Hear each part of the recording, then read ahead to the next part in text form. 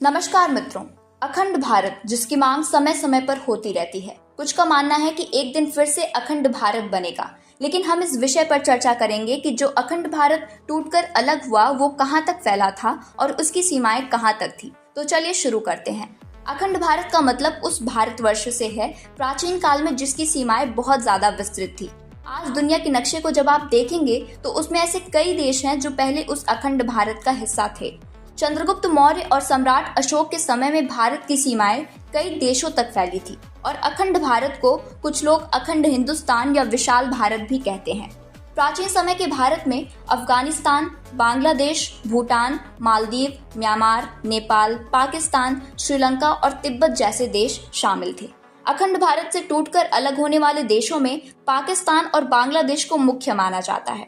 1947 में भारत के विभाजन के बाद पाकिस्तान एक अलग देश बना। आजादी के बाद जब भारत और पाकिस्तान का बंटवारा हुआ तो आज का बांग्लादेश पहले पाकिस्तान का पूर्वी भाग हुआ करता था, जिसे साल 1971 में एक अलग देश बांग्लादेश बनाया गया। अफगानिस्तान 18वीं शताब्दी में इसे अहमद शाह अब्दाली ने एक आजाद देश के रूप में स्थापित किया। 1937 में अखंड भारत से आज का म्यांमार, जो पहले बर्मा हुआ करता था, उसे अलग कर दिया गया। नेपाल और भूटान भी अखंड भारत से अलग हो गए। 1814 से 1816 में गोरखा युद्ध के बाद नेपाल ने सिक्किम, कुमाऊं, गढ़वाल और तराई को ब्रिटिश भारत को सौंप दिया।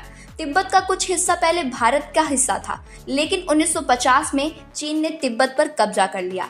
लेकिन आज भी तिब्बत सांस्कृतिक और ऐतिहासिक रूप से भारतीय उपमहाद्वीप का हिस्सा है।